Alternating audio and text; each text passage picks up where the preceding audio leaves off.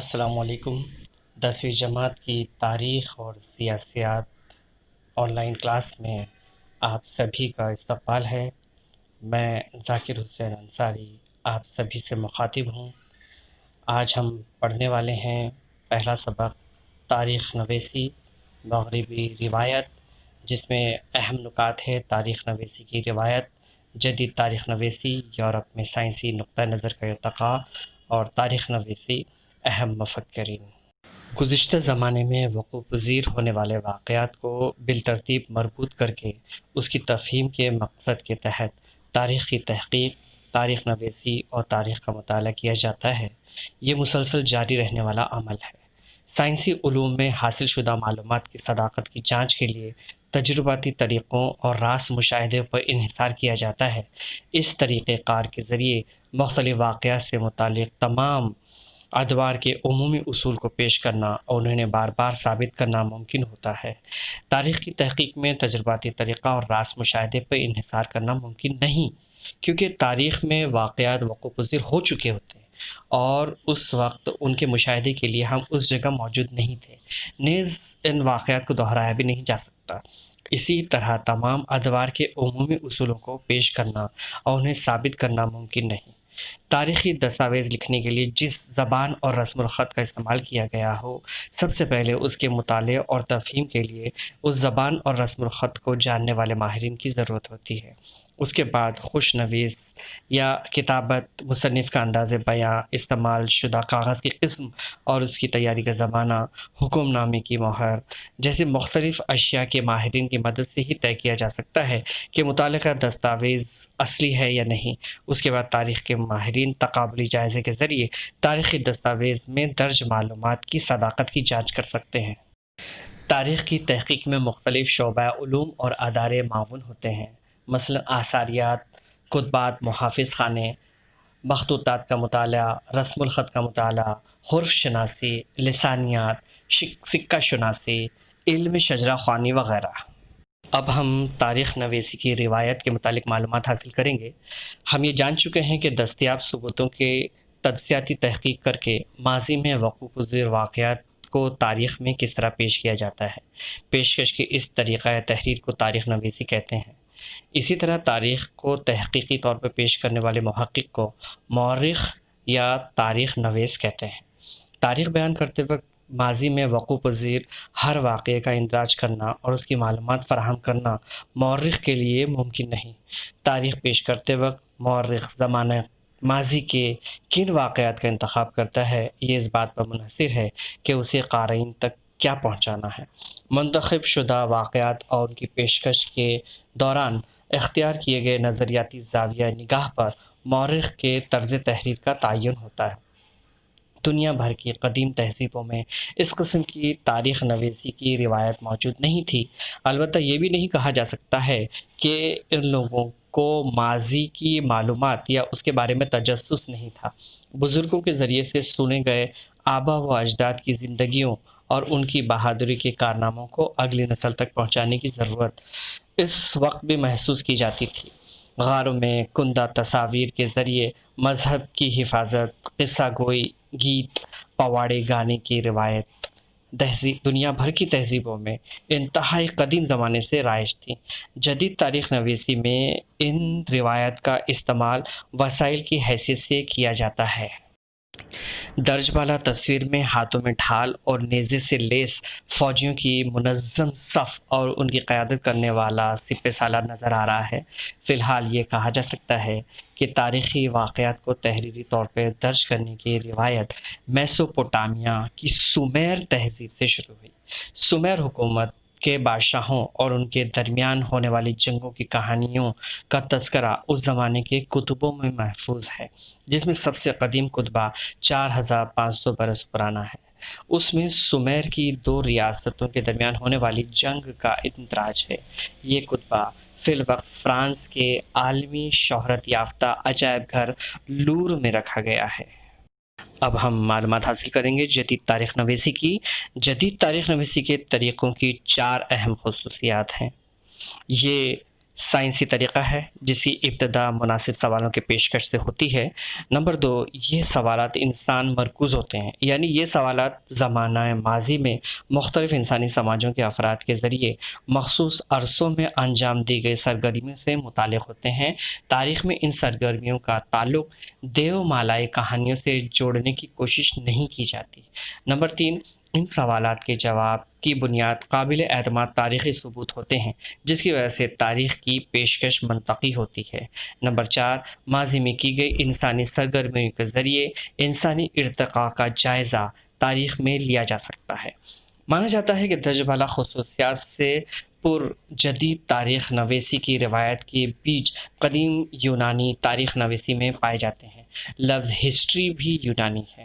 5ویں صدی قبل مسیح میں ہیروڈوٹس نامی یونانی تاریخ دان نے اس کا استعمال اپنی کتاب دا ہسٹریز کے عنوان کے لیے کیا تھا، جس کا ترجمہ دنیا کی قدیم تاریخ ہے۔ اب ہم معلوم کریں گے کہ یورپ میں سائنسی نقطہ نظر کا ارتقاء اور تاریخ نویسی کیسے ہوا۔ 18ویں صدی عیسوی تک یورپ میں فلسفے اور سائنس کے شعبوں میں قابل ذکر ترقی ہوئی تھی۔ مفکروں کو اس بات پر اعتماد ہونے لگا کہ سائنسی طریقے کا استعمال کر کے سماجی اور تاریخی حقائق کا مطالعہ کرنا بھی ممکن ہے۔ اگلے دور میں یورپ اور امریکہ میں تاریخ اور تاریخ نویسی سے متعلق خوب غور و فکر کیا گیا۔ تاریخ نویسی میں ٹھوس ثبوتوں کو اہمیت حاصل ہوتی چلی گئی۔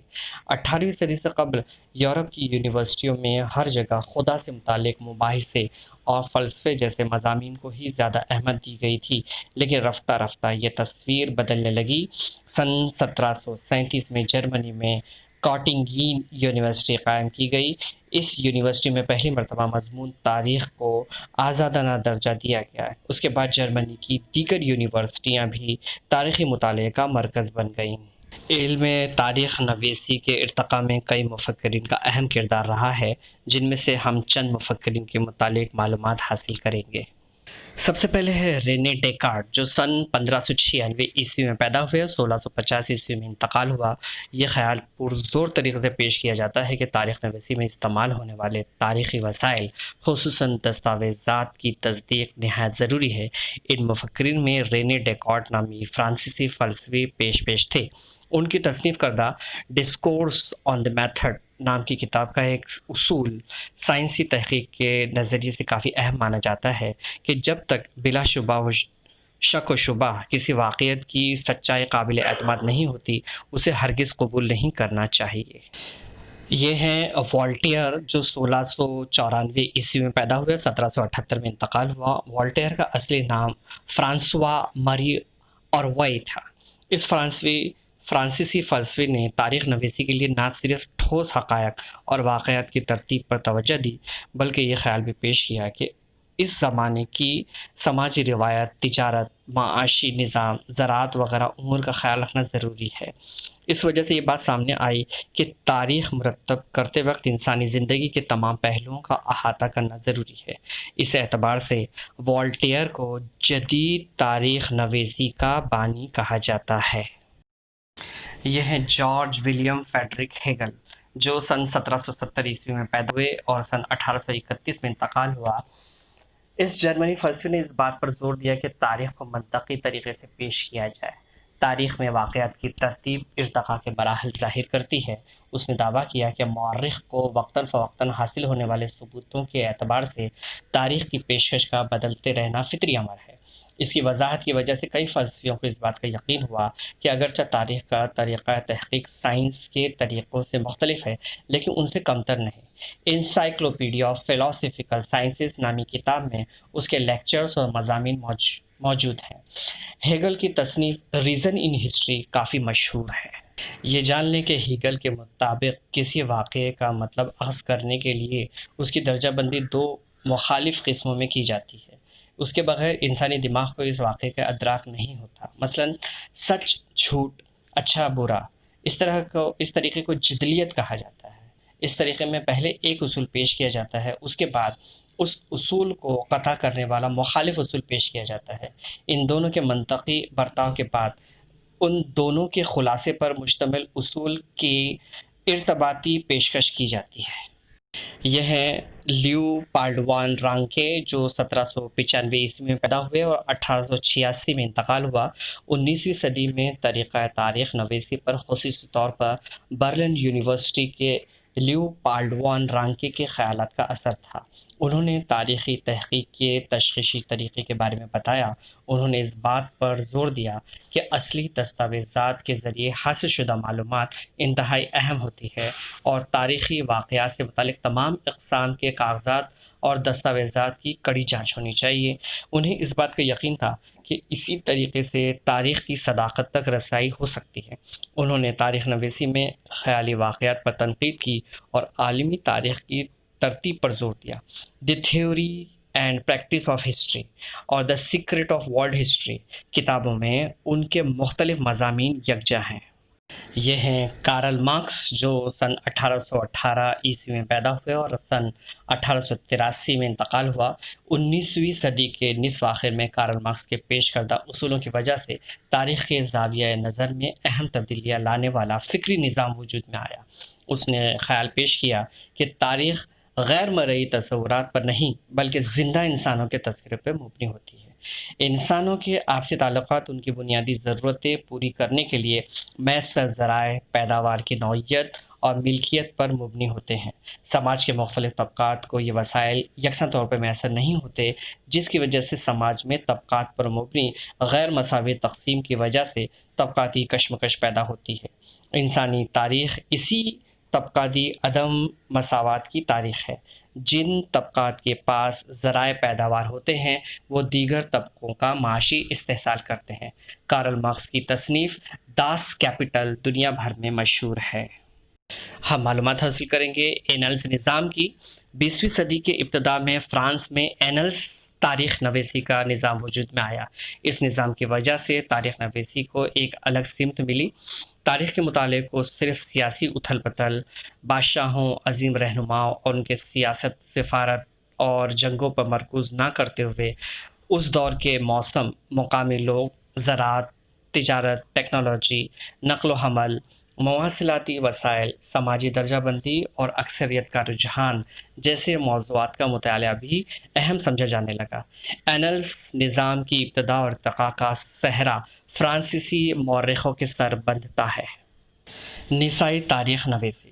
نسائی تاریخ نویسی یعنی خواتین کے نقطہ نظر کے مطابق کی گئی تاریخ کی از سر نو تشکیل۔ سیما دبودا نامی فرانسیسی دانشور نے نسائیت کا بنیادی کردار ثابت کیا۔ نسائی تاریخ نویسی میں خواتین کی شمولیت کے ساتھ تاریخ نویسی کے شعبوں میں مردوں کی فوقیت پر مرکوز زاویہ نظر پر از سر نو غور کرنے پر زور دیا گیا۔ اس کے بعد خواتین کی زندگی سے جڑی ملازمت، روزگار، ٹریڈ یونین، ان سے مربوط مفاد میں سرگرم ادارے، خواتین کی خاندانی زندگی جیسے مختلف پہلوؤں پر مفصل غور و فکر پر مبنی تحقیق کی ابتدا ہوئی۔ سن 1990 عیسوی کے بعد خواتین کو ایک علیحدہ سماجی طبقہ تسلیم کر کے تاریخ نویسی پر زور دیا گیا۔ یہ ہے مائیکل فوکو، جو سن 1926 میں پیدا ہوئے اور 1984 میں انتقال ہوا۔ 20ویں صدی میں فرانسیسی مورخ مائیکل فوکو کے قلم سے تاریخ نویسی کا ایک نیا نظریات سامنے آیا۔ اس نے آرکیالوجی آف نالج نامی کتاب میں واضح کیا کہ تاریخ کو زمانی ترتیب سے ایک ساتھ پیش کرنے کا طریقہ غلط ہے۔ اس نے اس جانب توجہ مبذول کرائی کہ آثار قدیمہ کے تحت آخری سچائی تک پہنچنا ہی مقصد نہیں بلکہ ماضی کے تغیرات کی وضاحت کرنے کی کوشش بھی کی جاتی ہے۔ فوکو نے تاریخ میں تغیرات کی وضاحت پر زور دیا، اس لیے انہوں نے اس طریقے کو علم کا آثار قدیمہ نام دیا ہے۔ مورخوں کے ذریعے سابقہ دور میں نظر انداز کیے گئے نفسیاتی امراض، علم طب، علم الادویہ اور قید خانوں کا نظام جیسے موضوعات پر انہوں نے تاریخی نظریے سے غور و خوض کیا۔ جدید تاریخ نویسی کی وسعت میں اس طرح اضافہ ہوتا گیا۔ ادب، فن تعمیر، مجسمہ سازی، تصویر کشی یعنی کہ ڈرائنگ، موسیقی، رقص، ڈرامہ، فلم سازی، ٹیلی ویژن جیسے مختلف موضوعات کی آزادانہ تاریخ لکھی جانے لگی۔ اب ہم آتے ہیں اس سبق کے سوال جواب اور مشق کی طرف۔ سب سے پہلے یہاں پر بیانات مکمل کرنا ہے خانہ پوری کے۔ پہلا ہے جدید تاریخ نویسی کا بانی، آپ جانتے ہیں کہ وہ والٹیئر ہے۔ دوسرا ہے آرکیالوجی آف نالج نامی کتاب کس نے لکھی؟ تو یہ مائیکل فوکو نے لکھی ہے۔ دوسرا سوال ہے کہ غلط جوڑی پہچان کر لکھیے۔ غلط جوڑی اس میں سے آپ دیکھ رہے ہیں کہ کارل مارکس نے ڈسکورس آن دی میتھڈ یہ کتاب نہیں لکھی ہے، بلکہ انہوں نے داس کیپٹل لکھی تھی، اس لیے یہ غلط ہے۔ دوسرا تصورات کی وضاحت کرنا ہے، جس میں جدلیت، اینجلس نظام، اس کے بارے میں معلومات کرنا ہے جو آپ کی کتاب کے اندر مفصل طور پر موجود ہے۔ سوال نمبر 3 ہے کہ وجوہات کے ساتھ وضاحت کیجیے۔ خواتین کی زندگی کے مختلف پہلوؤں پر غور و فکر، تحقیق کا آغاز، اور دوسرا فوکو کے طرز تحریر کو علم کے آثار قدیمہ کہا جاتا ہے، یہ بھی کتاب کے اندر موجود ہے، آپ لکھیے گا۔ یہاں پر ایک تصوراتی خاکہ دیا گیا ہے، اہم مفکرین کے نام اور کتاب۔ سبق پڑھنے کے بعد، سبق سمجھنے کے بعد آپ کو معلوم ہی ہو گیا ہوگا کہ بہت سارے محققین ہیں، مفکرین ہیں، Voltaire, René Descartes, Michel Foucault, Karl Marx, اس طرح سے آپ اور بھی نام دے سکتے ہیں۔